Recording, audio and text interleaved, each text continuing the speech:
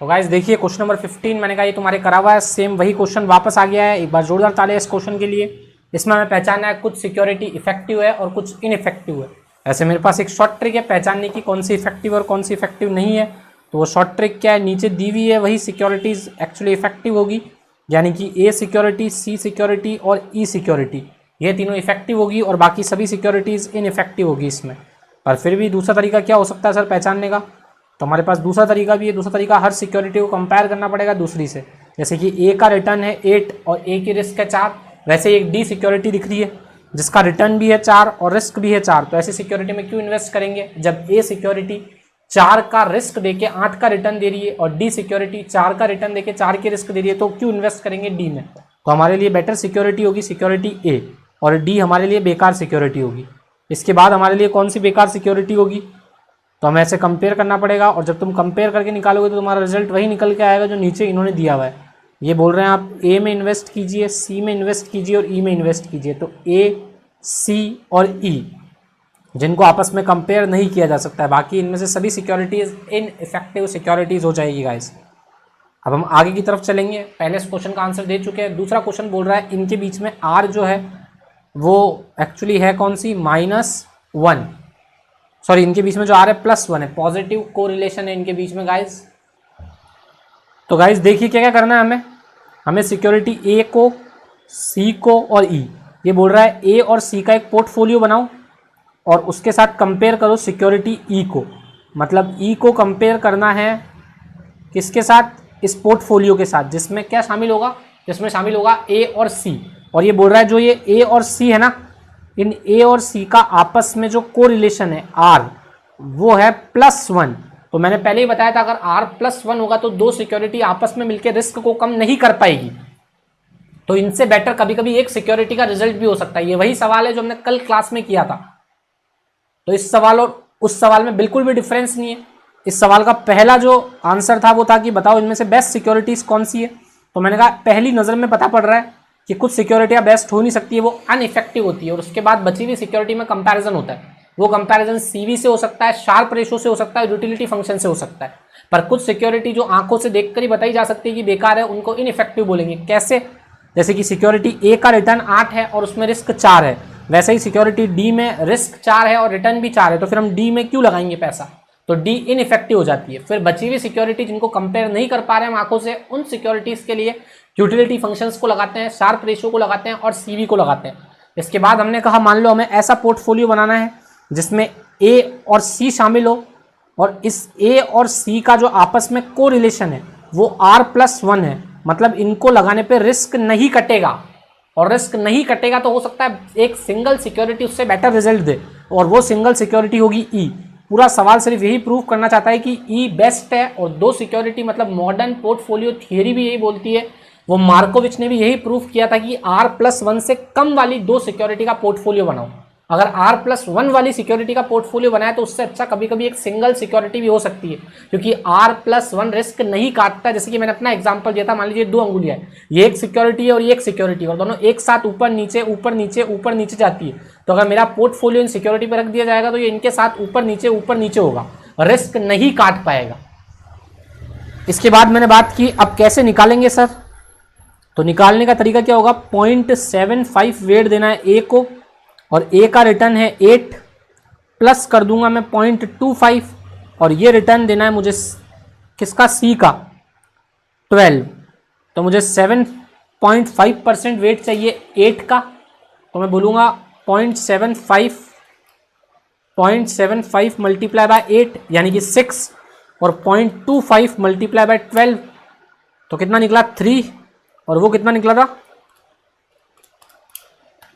तो total return निकल गया 9। मतलब हमारा जो एक्सपेक्टेड रिटर्न आने वाला है जिसको हम ई से कंपेयर करेंगे, तो ई से जो कंपैरिजन होगा उसका जो रिटर्न होगा, ई का रिटर्न कितना दिया हुआ है 9 और हमारा रिटर्न आ रहा है 12 और ई में जो रिस्क है वो कितनी है, ई की रिस्क तो हमारे सामने है 5 और अब हमें अपने पोर्टफोलियो की रिस्क निकालनी पड़ेगी। तो पोर्टफोलियो की रिस्क के लिए आप फॉर्मूला क्या लगाओगे बच्चों, तो हमने कहा पोर्टफोलियो की रिस्क के लिए फॉर्मूला लगेगा 0.75 का स्क्वायर मल्टीप्लाई बाय 4 का स्क्वायर जो ए की रिस्क है प्लस 0.25 का स्क्वायर और सी की रिस्क है 12, तो 12 का square plus 2 into 0.75 multiply by 0.25 multiply by -1 और मल्टीप्लाई बाय 4 मल्टीप्लाई बाय 12।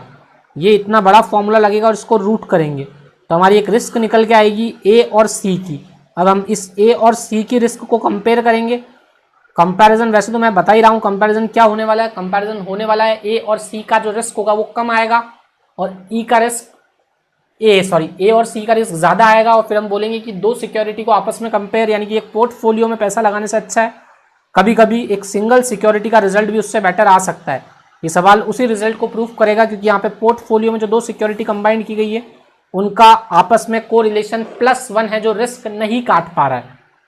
और अगर वो कंपेयर नहीं हो पाती है तो फिर कंपेयर करने का मैंने तरीका बताया, सेटिस्फेक्शन निकालने का CV निकालो या फिर शार्प रेशो निकालो। तो CV निकाल के भी कंपेयर कर सकते हैं फिर उस पोर्टफोलियो को और ई को।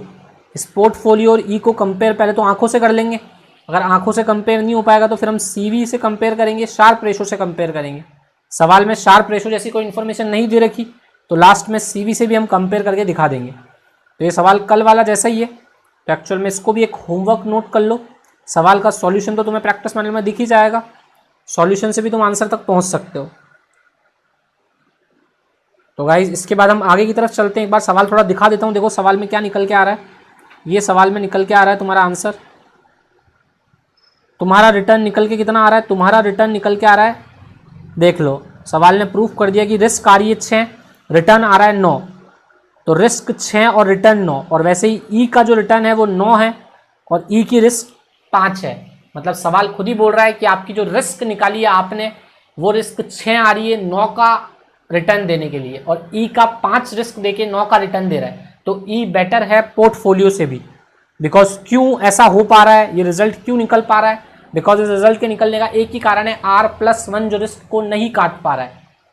तो रिस्क को नहीं काट पा रहा है यहाँ पे, अगर रिस्क कट जाती गाइज R+1 से थोड़ा सा भी कम होता तो ये रिजल्ट डिफरेंट होता। अब हमें एक बात और है, अगर मान लो ये सिक्योरिटी आपस में कंपेरेबल नहीं होती, यहाँ पे रिस्क, यहाँ पे रिटर्न 12 निकल आता और रिस्क 6 होती, तो फिर इन दोनों को कंपेयर करने के लिए मुझे CV निकालना पड़ता। CV ऊपर स्टैंडर्ड डेविएशन को रखता है, इसीलिए लोअर द बेटर आता है, बिकॉज उसका आंसर रिस्क में आएगा और रिस्क कम होगी उतना हमारे लिए अच्छा होगा। तो लोअर द बेटर CV बढ़िया होता है। ये पूरा कंपैरिजन था।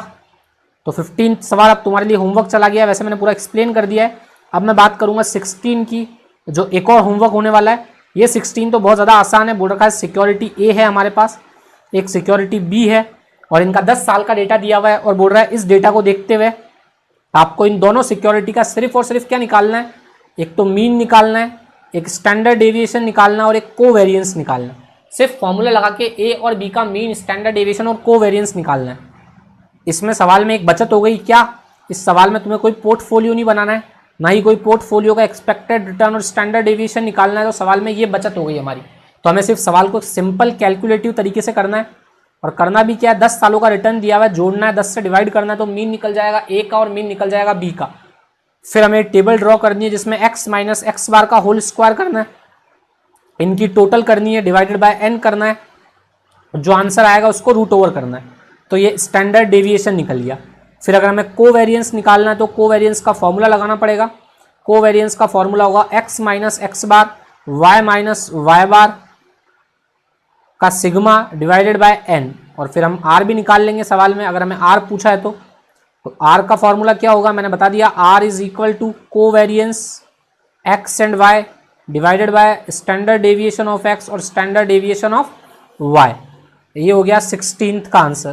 तो 16 का आंसर अब तुम्हें खुद को निकालना है। तो एक्चुअली प्रैक्टिस सम है, मतलब इसमें कुछ करना भी नहीं था, सिर्फ प्रैक्टिस के लिए ही दिया हुआ है। बिकॉज अब बात करते हैं 17। तो गाइज देखिए, इस क्लास में सिर्फ मैंने बोला था ये फुल कोर्स के सारे सवाल मैं यहाँ करवाऊंगा, बट करवाने का तरीका और पैटर्न चेंज होगा। आंसर दिया हुआ होगा, मैं आंसर को रीड करूंगा तुम्हारे साथ और सॉल्यूशन को तुम्हें दिखाने की कोशिश करूंगा। जो सॉल्यूशन टफ होगा वो हम क्लास में करेंगे, और जो सॉल्यूशन आसानी से बन पाएंगे वो आप लोगों को खुद अपने लेवल पे करने होंगे। मैं उन सॉल्यूशन के एंड तक पहुंच के एक बार दिखा दूंगा, पूरा सॉल्यूशन समझा दूंगा, बट कैलकुलेटिव पार्ट आप लोगों को आपके रजिस्टर में अपने हाथ से वीडियो को पॉज करके करना चाहिए। जो बच्चा वीडियो को पॉज करके यहाँ पे सवाल नहीं कर रहा है खुद, वो अपने हाथों अपना फ्यूचर खराब कर रहा है। अगर 60+ लाने हैं तो आपको मेरे साथ डबल मेहनत करनी पड़ेगी। इसीलिए मैंने क्लास के फर्स्ट क्लास में बोला था कि मैं अपना 100% दे रहा हूँ, आपको अपना 200% देना पड़ेगा। वो 200% इसलिए देना पड़ेगा क्योंकि हमने 90 को 45 बनाया क्लासेस को, तो 90 की क्लासेस 45 क्यों बनी है? हम सारे कॉन्सेप्ट दे रहे हैं, सारे सवाल देख रहे हैं, बट सवालों में आंसर हमारे साथ है। जो आंसर क्लासेस रेगुलर क्लासेस में मैं अपने हाथ से करवाता हूँ, वो आंसर मैं अपने हाथ से तुम लोगों को करने, मैं सॉल्यूशन दिखा रहा हूँ और समझा रहा हूँ, बट फिर भी अगर कोई नहीं कर रहा है तो फिर उसका भगवान मालिक है, फिर मैं क्या कर सकता हूँ?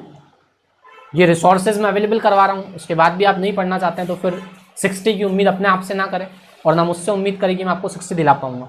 अब क्वेश्चन नंबर 17 पढ़ते हैं। 17 मॉडर्न पोर्टफोलियो थ्योरी का एक लास्ट क्वेश्चन होगा, इसके बाद 2 क्वेश्चंस बचेंगे, फंड टू फंड थ्योरी का और एक कॉर्नर थ्योरम का। अब 17 जो क्वेश्चन है वो बोल रहा है 1 लाख रुपए हमारे पास है और हम लोग इन्वेस्ट करना चाहते हैं 2 कंपनीज में, और दोनों कंपनीज का डेटा हमारे को नीचे दिया हुआ है। बोल रहा है दोनों कंपनीज का जो डेटा है वो प्रोबेबिलिटी टर्म्स में दिया हुआ है, ABC का रिटर्न दिया हुआ है, XYZ का रिटर्न दिया हुआ है, और हम चाह रहे हैं इन दोनों सिक्योरिटीज़ में कितना पैसा लगाना है, एक बार इक्वली लगाना चाह रहे हैं और इक्वली लगाना चाह रहे हैं, और इंडिविजुअली भी हमें इनका मीन चाहिए, इंडिविजुअली हमें इनका स्टैंडर्ड डेविएशन भी चाहिए। तो ये तो सेम सम हो गया, मतलब हमें करना क्या पड़ेगा, हमें सबसे पहले क्या करना है, सबसे पहले हम लोगों को मीन निकालना पड़ेगा, मतलब इन सबको इनसे मल्टीप्लाई करना है, इनसे मल्टीप्लाई करके जो टोटल आएगी उसको हम PX बोलेंगे। फिर हमारा एक कॉलम बनेगा PX माइनस एक्स बार का होल स्क्वायर, उसकी टोटल जो आएगी वो होगा वेरिएंस, उस वेरिएंस का रूट करेंगे तो स्टैंडर्ड डेविएशन निकल जाएगा। सेम ऐसा हमें किसके साथ करना पड़ेगा, ABC वाली सिक्योरिटी के साथ भी हमें यही करना पड़ेगा, XYZ के साथ भी हमें यही करना पड़ेगा। फिर दोनों का कोवेरिएंस निकालना पड़ेगा, A का और XYZ का, मतलब ABC और XYZ का, इनका वो निकालने के बाद कोवेरिएंस हमें एक फॉर्मूला लगाना पड़ेगा, 0.50 A का रिटर्न प्लस 0.50 B का रिटर्न, ये हमारा पोर्टफोलियो का रिटर्न हो जाएगा। और फिर हमें पोर्टफोलियो की रिस्क निकालनी पड़ेगी। रिस्क कैसे निकलेगी, रिस्क निकालने का तरीका वही 0.50 का square multiply standard deviation of ABC का स्क्वायर प्लस 0.50 का स्क्वायर प्लस स्टैंडर्ड डेविएशन जो तुम निकाल के लाओगे XYZ का square plus 2 into 0.5 into 0.5 into तुम जो कोवेरिएंस निकाल के लाओगे वो, और इसका रूट करोगे तो स्टैंडर्ड डेविएशन निकल जाएगा। ये भी होमवर्क में चला जाएगा सम, ये तीनों ही सम हम कल CMT स्टार्ट होने से पहले, और मैंने 2 सम होमवर्क के पहले भी दे रखे हैं, वो सभी सम मैं करवा दूंगा एक बार वापस, मतलब उनके सॉल्यूशंस तुम्हें दिखा दूंगा। अब मैं आगे चल रहा हूँ, लास्ट 2 सवाल बचे हुए अब MPT के। उन 2 सवालों में पहला सवाल है फंड टू फंड पोर्टफोलियो का, और दूसरा सवाल जो हमारा बनेगा वो बनेगा कॉर्नर थ्योरम का। इसके बाद हम MPT को रिवाइज करेंगे और MPT को ख़त्म कर देंगे।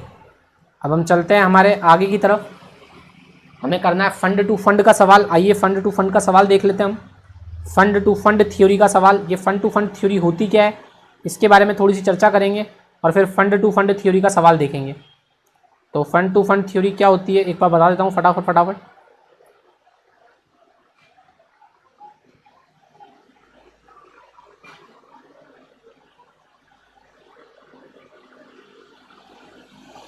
तो गाइस देखिए, फंड टू फंड थ्योरम ऐसी होती है कि हमारे पास 2 पोर्टफोलियो होंगे, पोर्टफोलियो 1, एक मिनट,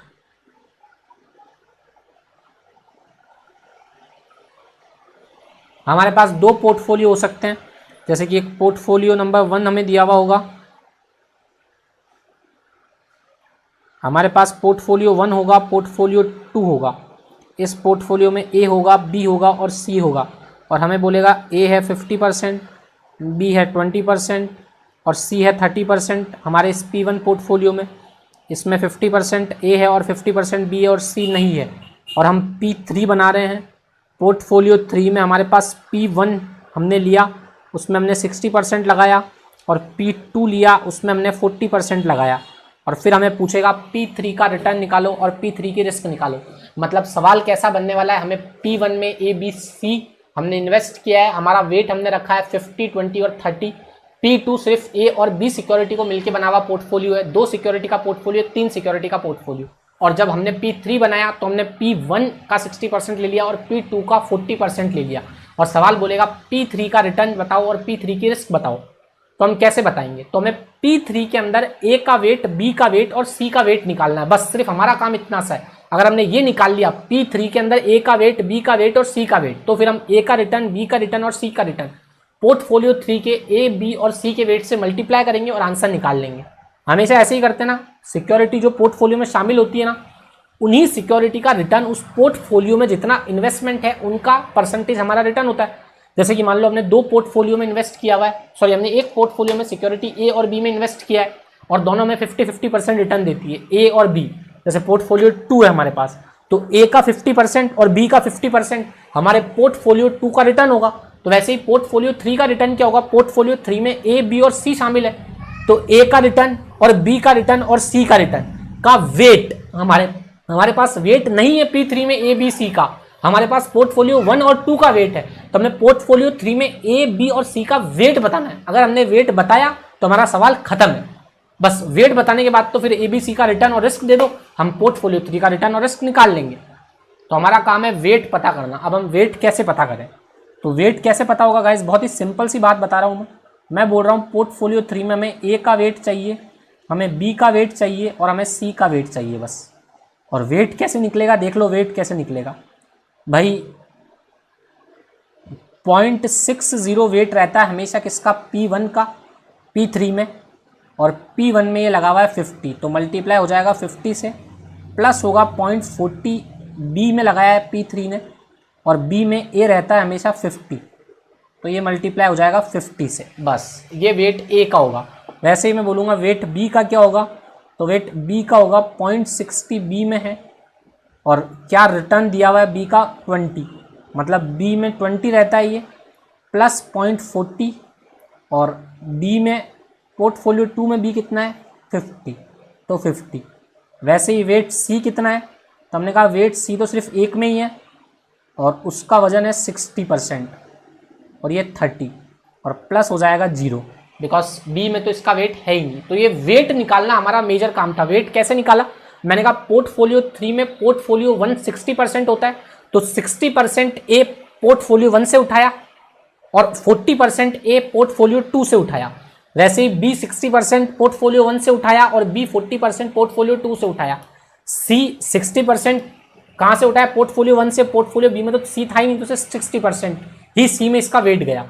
तो वेट A, वेट B और वेट C अब हमें पोर्टफोलियो 3 का मिल चुका है, और उसके बाद अगर हमें A, B और C का रिटर्न दिया हुआ होगा तो तीनों के रिटर्न को इन तीनों के वेट से मल्टीप्लाई करके जोड़ देंगे, और रिस्क अगर निकालनी होगी तो फिर रिस्क को भी काम में ले लेंगे। ऐसा सम एग्जाम में अभी तक नहीं आया हुआ है, मैंने फंड टू फंड का एक सवाल अपने दिमाग से करवा दिया है, आपको ये कर लेना चाहिए मेरे हिसाब से। अब हम बात करेंगे कॉर्नर थ्योरम की। एक कॉर्नर थ्योरम होती है, वो कॉर्नर थ्योरम क्या बोलती है वो मुझे एक्सप्लेन करना है, वो खत्म, सवाल खत्म। एमपीटी का सारे सवाल हो जाएंगे। एमपीटी की लास्ट में हम एक थीम लेंगे और एमपीटी को ओवर करेंगे, और कल से हम सीएमटी की तरफ बढ़ेंगे। ठीक है गाइस, तो आइए स्टार्ट करते हैं कॉर्नर थ्योरम। तो गाइस फटाफट हम कॉर्नर थ्योरम को खत्म करते हैं और चैप्टर की एंडिंग स्टार्ट करते हैं। तो देखिए कॉर्नर थ्योरम का एक ही सम आया आज तक, और अगर वापस भी आता तो वही सम आने की 500% प्रोबेबिलिटी है। एज इट इज वो सम रिपीट होगा। ठीक है, तो सम क्या था उसको छोड़ते हैं, पहले कॉर्नर थ्योरम का मतलब समझ लेते हैं। मैंने कल एक डायग्राम बनाया था कुछ इस तरह का। मैंने बोला था अगर हम 100% बी में इन्वेस्ट करते हैं और 100% डी में इन्वेस्ट करते हैं, और फिर इनसे अगर हम कोई पोर्टफोलियो बनाते हैं तो वो इस तरह से लाया करेंगे हमेशा। और ये जो मुड़ाव और जुड़ाव दिखाई दे रहा है ये आर की वजह से, कोरिलेशन की वजह से इस तरह से वो मुड़ रहा है। बिकॉज जैसे जैसे हम ज़्यादा रिटर्न पे जाएंगे, पोर्टफोलियो बनाएंगे, तो क्या होगा, रिटर्न ज़्यादा रिस्क कम, रिटर्न ज़्यादा रिस्क कम की तरफ ये जा रहा है, और फिर जाते जाते ये डी में मिल जाएगा। तो बी और डी का मैंने कुछ ऐसा बताया था। अब कॉर्नर थ्योरम ऐसी कुछ सिमिलर बातें करती है, इसलिए मुझे इस डायग्राम को वापस दिखाना पड़ा। कॉर्नर थ्योरम क्या बोलती है, बोलती है अगर आप बहुत सारे पोर्टफोलियो में इन्वेस्ट करते हो, अगर आप बहुत सारे पोर्टफोलियो में इन्वेस्ट करते हो, जैसे ए बी सी 3 हमारे पास सिक्योरिटीज है, इससे हम हजारों तरह के पोर्टफोलियो बना सकते हैं, हजारों लाखों तरह के पोर्टफोलियो बन सकते हैं वेट लगा लगा के। तो वो बोल रहा है कितने भी पोर्टफोलियो अगर होते हैं ना, उन पोर्टफोलियो का एक रीजन होता है, वो पोर्टफोलियो हमेशा ऐसा ही नजर आएगा ग्राफ पे। अगर ये रिटर्न है किसी ग्राफ पे और अगर ये रिस्क है, तो जो पोर्टफोलियो बनने वाले होंगे उन पोर्टफोलियो का एक रीजन होगा, एक जरिया होगा, एक तरीका होगा, वो उसी तरीके से हमेशा दिखेंगे। ये थियरी से निकल के आया, बहुत सारे लोगों ने इस पर रिसर्च की, वहां से उन्होंने एक फ्रंटियर बनाया है कि इसी फ्रंटियर में हमेशा लाए करेगा पोर्टफोलियो, चाहे भले आप कोई भी पोर्टफोलियो ले लो। कैसे लाए करेगा, तो उन्होंने बताया जैसे मान लो अगर ये 2 पॉइंट्स हैं तो पोर्टफोलियो लाए करेगा कुछ इस तरीके से। ये पोर्टफोलियो, सारे पोर्टफोलियो हमेशा इसी रीजन में आएंगे, इसी रीजन में आएंगे सारे पोर्टफोलियो। हो सकता है कुछ पोर्टफोलियो इनके अंदर हो इस तरह से, और कुछ पोर्टफोलियो इस लाइन पे हो, इस लाइन पे, इस लाइन पे। तो कॉर्नर थ्योरम क्या बोलती है, इस लाइन पे आने वाले सारे पोर्टफोलियो इफेक्टिव होते हैं और जो अंदर पोर्टफोलियो आएंगे वो इनइफेक्टिव होंगे। सिर्फ ये लाइन ही है जो इफेक्टिव पोर्टफोलियो बनाती है किसी भी चीज़ के 2 वेट्स लेके। और इसीलिए इस लाइन का जो ऊपरी भाग है, इस ऊपरी भाग को बोलते हैं मिनिमम रिस्क सेट। समझ रहे हो ना, ये जो भाग होगा ना ये वाला, इसको बोलते हैं मिनिमम रिस्क। और मैंने बताया था 2 पोर्टफोलियो में एक वेट ऐसा होता है जिससे वो पोर्टफोलियो में मिनिमम रिस्क आ जाती है। तो हर पोर्टफोलियो जो भी बनता है 2 सिक्योरिटीज को मिलाने को, 3 को मिलाने को, 4 को मिलाने को, वो हमेशा जो पोर्टफोलियो बनेगा ना उसका मिनिमम वेरिएंस सेट पे आ जाएगा वो। अगर उसका वेट हम मिनिमम कर देंगे ना मिनिमम रिस्क पोर्टफोलियो की मदद से, तो वो इस मिनिमम लाइन पे आ जाएगा। जो ये लाइन दिख रही है इसके अंदर के सारे पोर्टफोलियो तो बेकार होंगे, बिकॉज ये सेम रिस्क दे रहे हैं और ये भी सेम रिस्क दे रहा है पर इसका रिटर्न कम है। तो फिर ऐसे पोर्टफोलियो को हम क्यों लेंगे हमारे साथ। तो इसीलिए इस लाइन पे आने वाले पोर्टफोलियो ही अच्छे पोर्टफोलियो होंगे, इफेक्टिव पोर्टफोलियो होंगे, ऐसा कॉर्नर थ्योरम ने बोला। और कॉर्नर थ्योरम ने दूसरी बात क्या बोली, बोला कि मान लो जैसे ये आपका एक पोर्टफोलियो है भाई, इस लाइन पे बहुत सारे पोर्टफोलियो नजर आ रहे हैं, तो आपको पता पड़ेगा इसमें एक ये पोर्टफोलियो है, एक ये पोर्टफोलियो है। तो इस पोर्टफोलियो में सिक्योरिटी ए और बी है, इसमें एक्स और वाई सिक्योरिटी है। तो वो बोलता है इन एक्स और वाई का जो वेट होगा ना इस पोर्टफोलियो में, और जो इस पोर्टफोलियो में ए और बी का वेट होगा, इन सब वेट के बीच में लीनियर रिलेशनशिप है।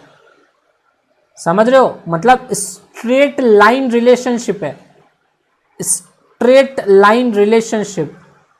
कौन सा रिलेशनशिप है, स्ट्रेट लाइन रिलेशनशिप। मतलब इनके बीच में एक इक्वेशन जनरेट हो सकती है क्या, y equal to M x plus c. Straight line की इक्वेशन बनेगी हमेशा इनके वेट्स के बीच में। ये कॉर्नर थ्योरम ने दूसरी बात बोली। हमें कॉर्नर थ्योरम आना जरूरी नहीं है, आज तक लाइफ में इसका एक ही सम आया है। और कॉर्नर थ्योरम क्या होती है वो मैंने बता दी, वापस एक बार रिपीट कर रहा हूं।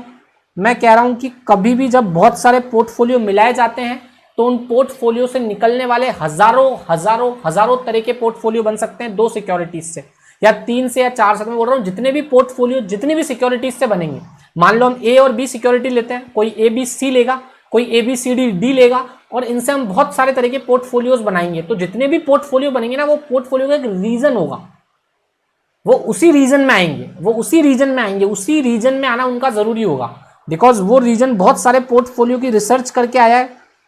तो वो रीजन जो होता है ना हर पोर्टफोलियो का, वो पोर्टफोलियो का रीजन ये होगा, ये उनका रीजन होगा। कुछ पोर्टफोलियो अंदर होंगे और कुछ पोर्टफोलियो लाइन पे होंगे, पर होगा हर पोर्टफोलियो का रीजन इसी तरीके का, चाहे भले वो कितनी भी सिक्योरिटीज से बना हुआ हो। यहां पे रिस्क रहेगी और यहां रिटर्न रहेगा। अब हम बोल रहे हैं जो इस लाइन पे पोर्टफोलियो आएंगे सिर्फ यही पोर्टफोलियो इफेक्टिव होंगे, बाकी अंदर वाले पोर्टफोलियो उतना ही रिस्क दे रहे हैं पर रिटर्न कम दे रहे हैं। तो फिर क्यों हम उनमें इन्वेस्ट करेंगे। तो इस लाइन पे आने वाले जो पोर्टफोलियो होंगे वो पोर्टफोलियो होंगे मिनिमम रिस्क पोर्टफोलियो, क्योंकि वो उसी वेट से बने हुए हैं, ये सब उस मिनिमम रिस्क वेट वाले से। तो इसीलिए इस सेट को भी क्या बोलते हैं, इस लाइन का एक सेट बनता है, इस लाइन पे आने वाले सभी पोर्टफोलियो का एक सेट होता है जिसको बोलते हैं मिनिमम रिस्क पोर्टफोलियो सेट। इसके बाद हमने बात की थी कि मान लो जितने भी पोर्टफोलियो इस लाइन पे आ रहे होंगे, उस लाइन पे आने वाले पोर्टफोलियो का आपस में जो वेट होगा ना, वेट जैसे इसमें एक्स वाई है, इसमें ए बी है, तो ए बी का जो वेट है और जो एक्स और वाई का वेट है, इनके वेट के बीच में स्ट्रेट लाइन रिलेशनशिप है। स्ट्रेट लाइन रिलेशनशिप मतलब y equal to M x plus C का रिलेशनशिप है। आज तक इस पे इतिहास में एक ही सम आया है, वो सम हम करेंगे और वही सम वापस रिपीट होगा। ये डायग्राम अब आप बना लीजिए, मैंने ये एग्जांपल दिया था कल सबसे पहले, मैंने कहा था जब दो सिक्योरिटी होगी तो इस तरह का रीजन बनेगा। मैंने कहा अब उन्हीं दो सिक्योरिटीज से अगर पोर्टफोलियो बनाए जाते हैं, अलग अलग टाइप के, कितनी भी सिक्योरिटी को मिला के कोई भी आदमी अगर पोर्टफोलियो बनाता है, उनसे हजारों तरह के पोर्टफोलियो बनेंगे, बस उन पोर्टफोलियो का एक रीजन होगा। समझो मेरी बात को, कोई भी मतलब ए और बी सिक्योरिटी को मिला के अगर मैं पोर्टफोलियो बनाता हूं अलग अलग टाइप के, और बाकी बहुत सारी और सिक्योरिटी को मिला के भी अलग अलग टाइप के पोर्टफोलियो बनाता हूं, तो सभी पोर्टफोलियो इस रीजन में आएंगे। और ये जो रीजन होगा ना, ये वाला, इसको बोलते हैं, और इसकी ऊपर वाली लाइन को बोलते हैं मिनिमम रिस्क सेट। और इनके साथ मान लो इस पोर्टफोलियो में एक्स और वाई है, इस पोर्टफोलियो में ए और बी है, तो इनके वेट के बीच में लीनियर रिलेशनशिप है। यही मेरा बताने का मकसद था कि इनके वेट के बीच में लीनियर रिलेशनशिप आता है। अब तुम्हें थ्योरी कितनी समझ में आई, कितनी समझ में नहीं आई, हमारे एग्जाम में इसका आज तक एक ही सम आया है, हमें वही सम रट्टाफिकेशन करके जाना है, इसलिए मैं उस सम के बारे में और बताने की बहुत इच्छा हो रही है, कॉर्नर थ्योरम के बारे में, पर मैं उसे पूरी तरीके से प्रूफ नहीं करूंगा और ना ही मैं ज़्यादा उसे और समझाऊंगा, बिकॉज मेरा मकसद है सिर्फ हर पोर्टफोलियो जो भी बनता है किसी भी सिक्योरिटी से, उसका एक रीजन होता है, वो रीजन ये होता है, उस रीजन का कानून है, उस रीजन से क्या नियम निकल के आ रहा है, तो उस रीजन से नियम निकल के आ रहा है कि उस लाइन पे आने वाले जितने भी पोर्टफोलियो होंगे उनमें जो भी सिक्योरिटीज लगी हुई होगी उनका वेट आपस में, उनका जो स्लोप बनेगा वेट का, वो जो बनेगा वो स्ट्रेट लाइन में बनेगा, मतलब उनका आपस में वेट स्ट्रेट लाइन रिलेशनशिप में होगा। ये मुझे बताना था। इसके बाद मुझे प्रैक्टिस मैनुअल का एक सम कराना है बस इस पर, और फिर हमारी क्लास खत्म हो जाएगी।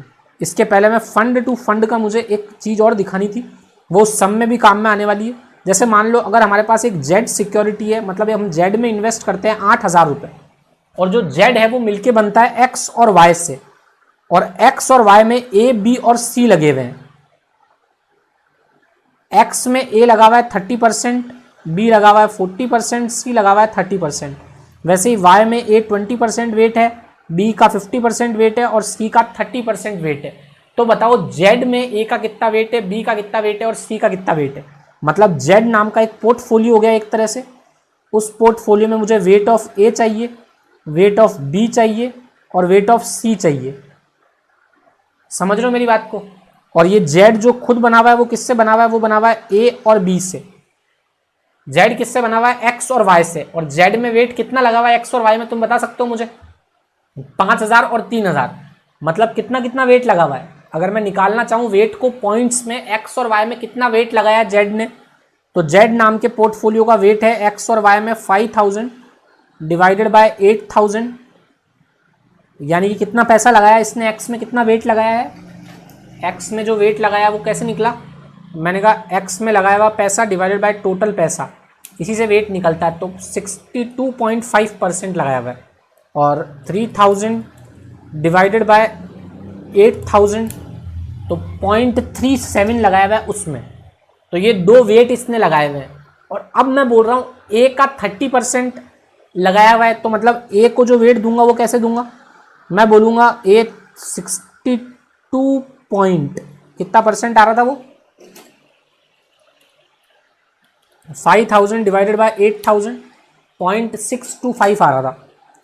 तो 0.625 ए का वेट है, सॉरी 0.625 वेट है एक्स का, और एक्स में ए कितना है 30। यही हमने पिछले सवाल में किया था, 30 वेट है ए में, और दूसरे का वेट जो आ रहा है वो आ रहा है 0.37, और उसमें ए कितना है, उसमें ए 20 है। तो ये आ गया ए का वेट।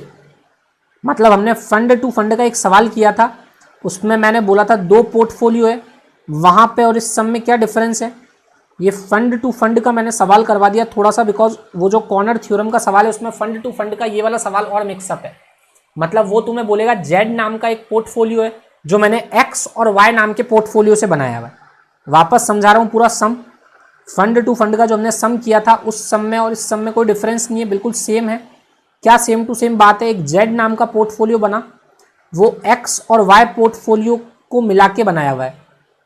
समझ रहे हो। तो उसमें एक्स और वाई का वेट कितना कितना हमने दिया, तो वो तो मैंने बता रखा था पहले 60% और 40%।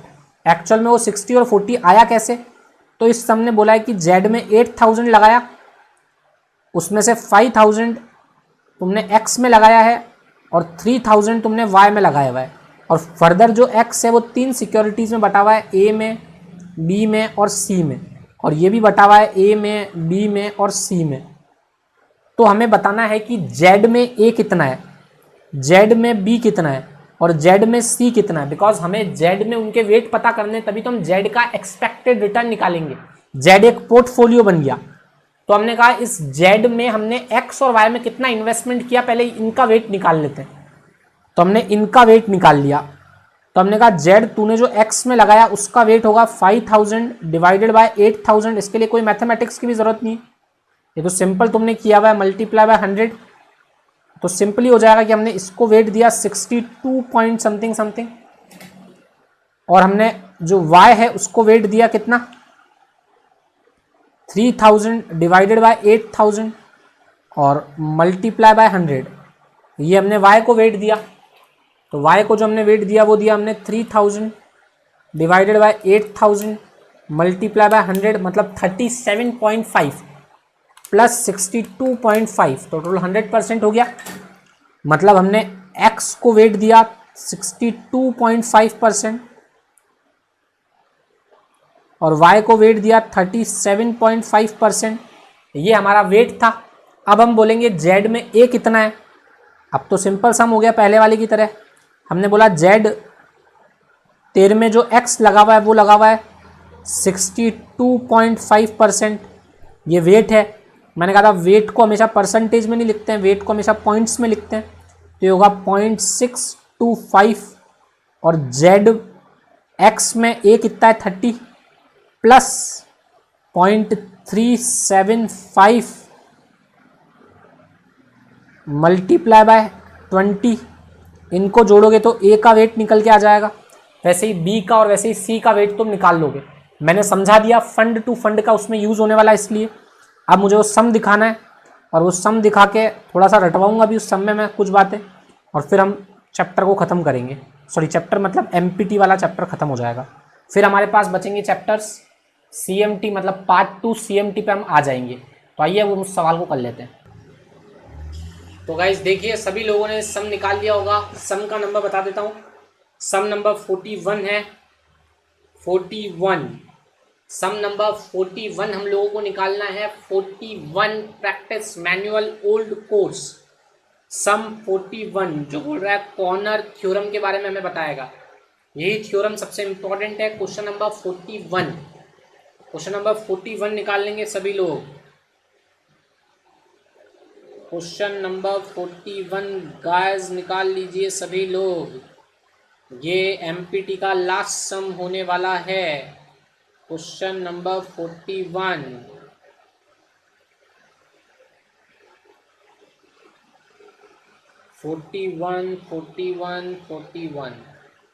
देखिए 41 आ चुका है। 41 में हमको क्या बोला हुआ है कि an investor has a 2 portfolio known as 1 minimum variance set पे। बोल रहा है जो भी पोर्टफोलियो यहाँ पर है वो मिनिमम वेरिएंस सेट पे है। कौन कौन से 2 पोर्टफोलियो है मिनिमम वेरिएंस सेट पे? एक पोर्टफोलियो ए है और एक पोर्टफोलियो बी है। मतलब पोर्टफोलियो एक्स है और पोर्टफोलियो वाई है। ये दोनों ही कहाँ पे है? मिनिमम वेरिएंस सेट पे। और मिनिमम वेरिएंस सेट पे अगर कोई पोर्टफोलियो है तो उसका मतलब क्या होता है गाइस? मिनिमम वेरिएंस सेट पे 2 पोर्टफोलियो होने का मतलब है कि उनके वेट्स के बीच में एक स्ट्रेट लाइन रिलेशनशिप होगा दोनों ही पोर्टफोलियो के वेट्स के बीच में। एक तो ये हमें समझ में आ गया था। इसके बाद हमने कहा आगे चलते हैं सवाल में। सवाल बोल रहा है what would be the weight for each stock of portfolio construct by investing 5000 of x and 3000 of y. बोल रहा है एक पोर्टफोलियो बनाओ, पोर्टफोलियो जेड, और उस जेड पोर्टफोलियो में क्या करिए तुम 8000 लगाइए, 5000 एक्स में और 3000 वाई में। मतलब जेड नाम का एक पोर्टफोलियो बनाना है। जो भी मैंने करवाया था तुमसे वही सम करवाया था, सेम यही वाला। मैंने कहा था ये जेड है, इसके पास 8000 रुपीज़ थे, इसने एक्स में और वाई में पैसा लगा दिया। एक्स में लगाया था 5000 और वाई में लगाया था 3000। और एक्स पोर्टफोलियो अकेला नहीं है, एक्स में ए है, एक्स में बी है और एक्स में सी है। यहाँ पर भी वाई में भी ए है, वाई में भी बी है और सी है। और वेट वही वाला है जो मैंने वेट तुमको अभी करवाया था 2 मिनट पहले। और मैंने कहा था कि ये वेट निकालने का तरीका क्या होगा, तो मैंने कहा था जेड ने एक्स और वाई में कितना लगाया पहले उसका वेट निकाल लो। तो तुमने कहा उसका वेट कैसे निकालेंगे, तो मैंने कहा 5000 डिवाइडेड बाय 8000, ऐसा करके हम एक्स में लगाया हुआ वेट निकाल लेंगे। जो आया था हमारे सवाल में कितना हमने कहा था 62.5% और ये आया था 37.5%। ऐसे परसेंटेज हमें मिल चुके थे, ऐसा हमने देख लिया था गाइस, याद है। इसके बाद मैंने कहा था कि ये जो 62% है और 37% है, अब तुम्हें वेट ऑफ ए निकालना पड़ेगा। तो मैंने कहा था वेट ऑफ ए कैसे निकलेगा, 0.625 मल्टीप्लाई बाय एक्स का वेट ए में कितना है 30। मैंने कहा था हमेशा वेट तो होता है पॉइंट्स में, और जो रिटर्न्स होते हैं या जो ए और बी होते हैं वो हमेशा रहेंगे किसमें, रिटर्न मतलब परसेंटेज टर्म में। तो ये तो हो गया वेट पॉइंट्स टर्म में और ये हो गया परसेंटेज टर्म में। फिर मैंने बोला 0.375 मल्टीप्लाई बाय ए कितना है 20, तो ये ए का वेट हमें मिल गया। तो इस तरह हमने ए का वेट निकाल लिया। वैसे मैं बोलूँगा वेट ऑफ बी बताओ, वेट ऑफ सी बताओ, तो तुम वेट ऑफ बी के लिए क्या करोगे, वेट ऑफ बी के लिए सिर्फ तुम्हें 30 चेंज करना है और 20 चेंज करना है। यहाँ 30 की जगह तुम्हें देना पड़ेगा 40 और इसके साथ मल्टीप्लाई करोगे तो ये हो जाएगा 50। वैसे ही सी के लिए वेट चेंज नहीं होगा, सी के लिए भी सिर्फ ऊपर और नीचे दो चीज़ें चेंज हो जाएगी, ये 30 और यहाँ भी मल्टीप्लाई हो जाएगा 30, तो ये वेट ऑफ सी बन जाएगा। तो हमने समझ लिया वेट ऑफ ए बी और सी कैसे निकालेंगे। अब सम का सेकेंड पार्ट कॉर्नर थ्योरम से रिलेटेड है, अगर हमने वो कर लिया तो हमारा कॉर्नर थ्योरम खत्म हो जाएगा। तो वो सम का जो सेकंड पार्ट है वो हमसे कुछ बोलना चाह रहा है। देख लो, सम का सेकंड पार्ट बोल रहा है सपोज द इन्वेस्टर 4000 रुपये लगाना चाहता है। इन्वेस्टर ने 4000 रुपये लगा दिए हैं ए में और टोटल उसके पास जो अमाउंट है वो 8000, और वो बोल रहा है इन्वेस्टर ने 4000 इन्वेस्ट कर दिए हैं सिक्योरिटी ए में, तो बताओ बी और सिक्योरिटी सी में कितना इन्वेस्टमेंट करेगा। और चाहता क्या है वो चाहता है कि अब जितना भी इन्वेस्टमेंट करे बी और सी में, वो इन्वेस्टमेंट से वो उस मिनिमम वेरिएंस सेट पे आ जाए, उसका जो पोर्टफोलियो बने वो मिनिमम वेरिएंस सेट पे बने। तो मैंने कहा देखो, एक पोर्टफोलियो एक्स है वो मिनिमम वेरिएंस सेट पे है, वाई भी मिनिमम वेरिएंस सेट पे है और ये जेड भी वेरिएंस सेट पे आना चाहता है। ये बोल रहा है बताओ कैसे आऊँ वेरिएंस सेट पे, जब मैंने ए में लगा दिए हैं 4000 रुपये 8000 के, मतलब ए में कितना पैसा लगा चुका है, मैं यूँ बोल दूँ 50% लगा चुका है। मतलब ए को वेट उसने दे दिया है 0.50 और वो बोल रहा है बताओ मैं बी में और सी में कितना पैसा लगाऊं ताकि मैं वेरिएंस सेट पे आ जाऊं। और हमने कहा एक्स में जो ए है, एक्स में जो बी है और एक्स में जो सी है, ए में वाई में जो ए है, वाई में जो बी है और वाई में जो सी है, वैसे ही जेड में जो ए होगा इस जेड में भी ए होगा, इस जेड में भी बी होगा और इस जेड में भी सी होगा।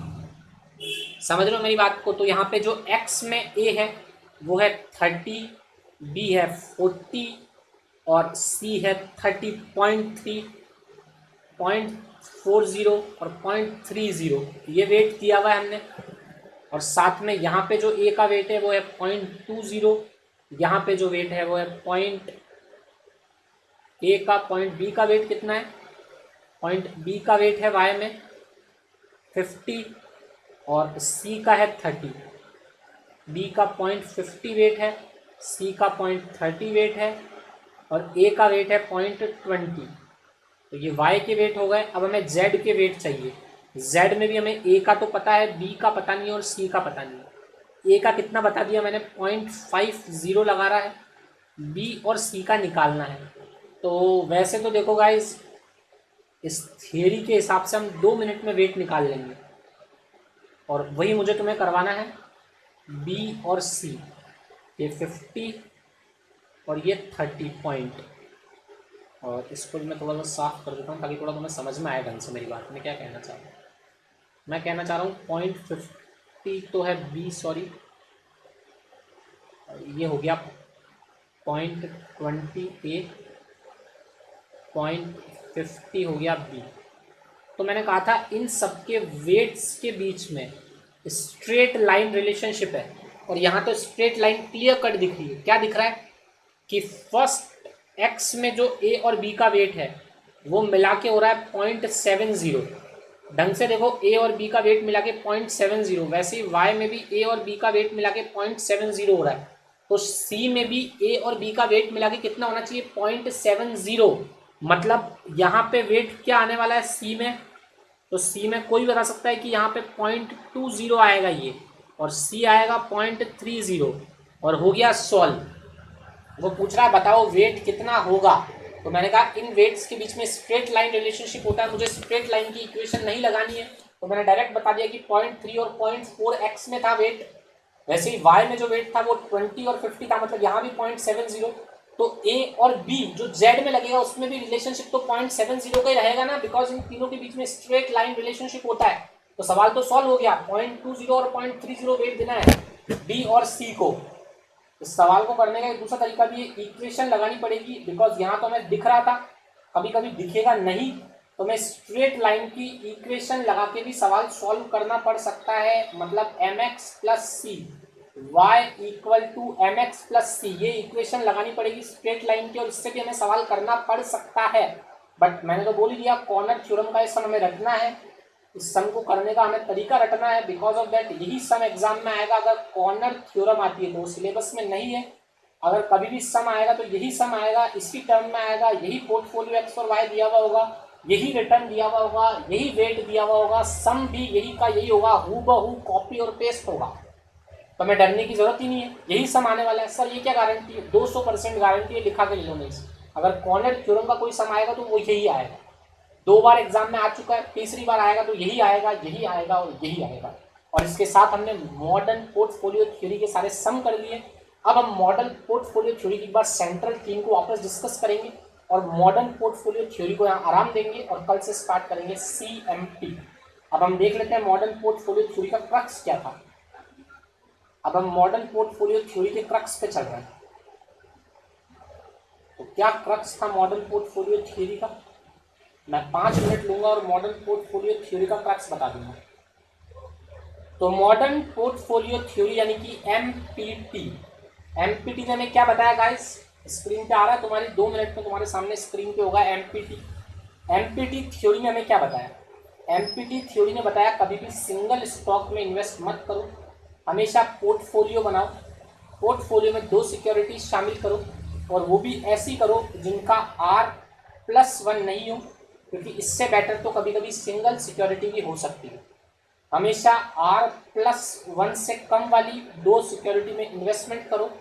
अगर सिक्योरिटी में R-1 आया तो वो क्या बोलेगा? वो तुम्हारी रिस्क को 0 कर देगा। मतलब ये थ्योरी बोलती है। और दूसरी बात, ये थ्योरी एक और बात बोलती है कि अगर तुम्हें रिटर्न चाहिए तो तुम्हें रिस्क लेनी ही पड़ेगी। Without risk there is no return. Theory का मेन मकसद यही है कि हर एक रिटर्न, एक सिंगल रिटर्न के लिए भी हमें रिस्क लगती है। अगर आज मुझे 1% का रिटर्न चाहिए तो उस रिटर्न के साथ कोई ना कोई रिस्क जुड़ी हुई है। ये इस थ्योरी का दूसरा कंक्लूजन था। तीसरा कंक्लूजन इस थ्योरी का था कि जब भी हम 2 पोर्टफोलियो में वेट देते हैं तो हम मिनिमम वेट भी दे सकते हैं। और मिनिमम वेट निकालने का तरीका क्या होगा? इस मिनिमम वेट से क्या निकलेगा? इससे निकलेगी मिनिमम हो जाएगी रिस्क। तो मिनिमम रिस्क पोर्टफोलियो निकालने का तरीका था स्क्वायर करना है दूसरे का माइनस कोवेरियंस डिवाइडेड बाय दोनों का स्क्वायर जोड़ना है और माइनस करना है 2 कोवेरियंस। ये फॉर्मूला था। इसके बाद हमें एमपीटी थ्योरी ने बताया रिस्क फ्री पोर्टफोलियो R-1 पे बनता है, रिस्क बिल्कुल नहीं कटती है R=+1 पे। इसने हमें बताया जब भी आप 2 सिक्योरिटी में इन्वेस्टमेंट करते हो तो आपकी रिस्क होगी स्टैंडर्ड डेविएशन और रिटर्न होगा एक्सपेक्टेड रिटर्न। इसने हमें बताया एक बड़ा फॉर्मूला काम में आता है हमेशा जब भी 2 सिक्योरिटी में इन्वेस्टमेंट करते हैं। तो ये बड़ा फॉर्मूला क्यों काम में आता है? बिकॉज ऑफ दैट कोवेरियंस की वजह से रिस्क जो आप सोचते हो उससे भी कम होती है। पर इसकी एक कमी है, अब वो मैं डिस्कस करूंगा और क्लास को एंड करूंगा। इसकी क्या कमी है? इसकी सबसे बड़ी कमी है गाइस, ये बोल रहा है 2 में इन्वेस्ट करो तो रिस्क कटेगी, 3 में इन्वेस्ट करो तो भी रिस्क कटेगी। हम कह रहे हैं तू क्या कह रहा है भाई एमपीटी, हम 2 और 3 में क्यों इन्वेस्ट करेंगे जब हमें पता पड़ ही गया 2 में इन्वेस्ट करने से रिस्क कटेगी, 3 में इन्वेस्ट करने से और रिस्क कटेगी। अरे तो हम एक साथ हजारों सिक्योरिटी में इन्वेस्ट करेंगे, हजारों, क्यों एक में करें? हम 50 लाख सिक्योरिटी, 10 लाख सिक्योरिटी, अरब सिक्योरिटी में इन्वेस्टमेंट करेंगे ताकि हमारी रिस्क बिल्कुल कट जाए। तो इसी कमियों को दूर करने के लिए कल आपकी जिंदगी में हाजिर होऊंगा मैं आपके साथ लेके एक नई थियरी, जिसका नाम होगा CMT, कैपिटल मार्केट थियरी, जिसका रचयिता है शार्प। वो हमें बताएगा कि आप एक में मत करो, आप सब में करो तो क्या फायदा मिलेगा। Thank you so much. जय हिंद, वंदे मातरम और बाय बाय गाइस।